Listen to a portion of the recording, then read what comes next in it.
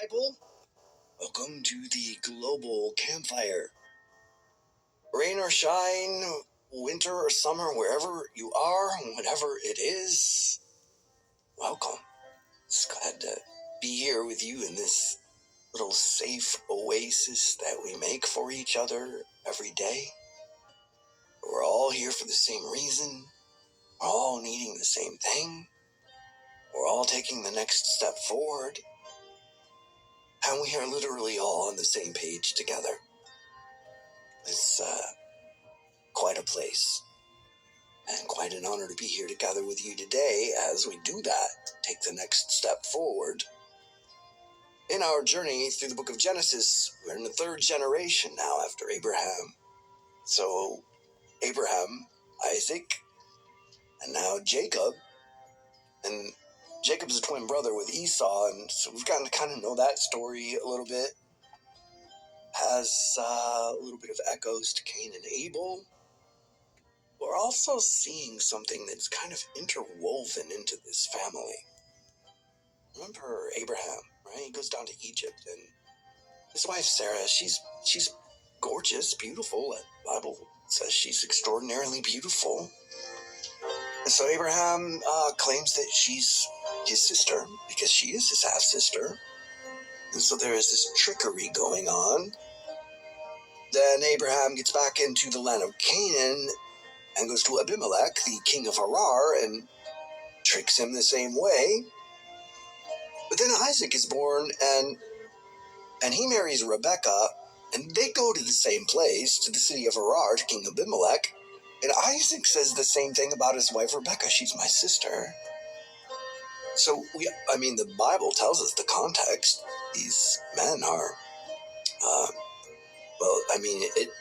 for them to fear that they could be killed to get their wives must have been a legitimate fear. Nevertheless, we're still watching it unfold, and so now we get this third generation with Jacob and Esau, and Jacob does a lot of trickery with Esau and gets his birthright, his blessing. So he actually kind of becomes the equivalent of the firstborn with all the rights of the firstborn.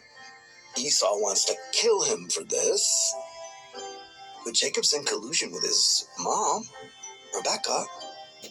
So we kind of see this trickery, this cunning in this family. Things have gotten so bad between Jacob and Esau that Rebekah makes Jacob leave, go back to her brother Laban, go back to where the rest of her family is. Spoiler alert, the trickery is going to be in this story continuing. And Jacob will get a little bit of a taste of his own medicine. So let's take the next step forward. Today, Genesis chapters 28 and 29.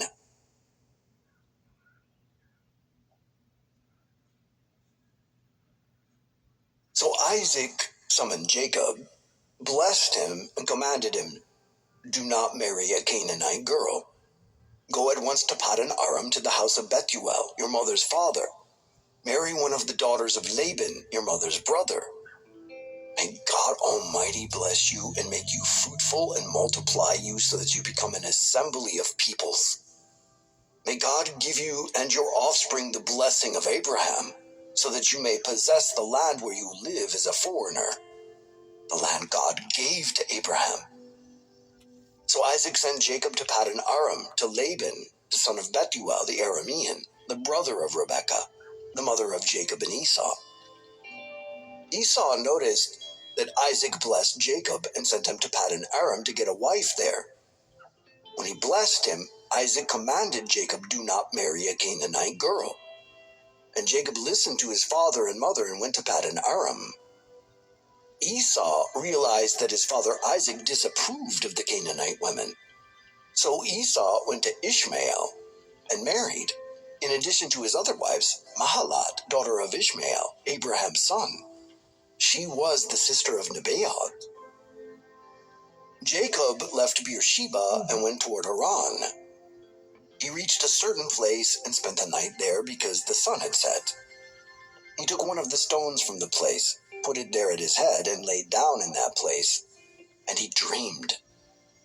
A stairway was set on the ground with its top reaching the sky, and God's angels were going up and down on it. The Lord was standing there beside him, saying, I am the Lord, the God of your father Abraham and the God of Isaac. I will give you and your offspring the land on which you are lying. Your offspring will be like the dust of the earth, and he will spread out toward the west, the east, the north, and the south. All the peoples on earth will be blessed through you and your offspring. Look, I am with you and will watch over you wherever you go. I will bring you back to this land, for I will not leave you until I have done what I have promised you. When Jacob awoke from his sleep, he said, Surely the Lord is in this place, and I did not know it. He was afraid and said, What an awesome place this is! This is none other than the house of God. This is the gate of heaven. Early in the morning, Jacob took the stone that was near his head and set it up as a marker. He poured oil on top of it and named the place Bethel, though previously the city was named Luz. Then Jacob made a vow. If God will be with me and watch over me during this journey I'm making, if he provides me with food to eat and clothing to wear, and if I return safely to my father's family, then the Lord will be my God. This stone that I have set up as a marker will be God's house, and I will give to you a tenth of all that you give me. Jacob resumed his journey and went to the eastern country. He looked and saw a well in a field. 3 flocks of sheep were lying there beside it because the sheep were watered from this well, but a large stone covered the opening of the well. The shepherds would roll the stone from the opening of the well and water the sheep when all the flocks were gathered there. Then they would return the stone to its place over the well's opening. Jacob asked the men at the well, My brothers, where are you from? We're from Haran, they answered. Do you know Laban, Naor's grandson? Jacob asked them. They answered, We know him. Is he well? Jacob asked. Yes, they said, and here is his daughter Rachel coming with his sheep. Then Jacob said, Look, it is still broad daylight. It's not time for the animals to be gathered.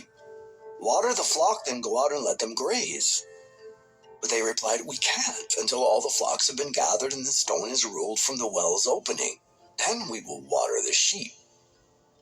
While he was still speaking with them, Rachel came with her father's sheep, for she was a shepherdess. As soon as Jacob saw his uncle Laban's daughter, Rachel, with his sheep, he went up and rolled the stone from the opening and watered his uncle Laban's sheep. And Jacob kissed Rachel and wept loudly. He told Rachel that he was her father's relative, Rebekah's son. She ran and told her father,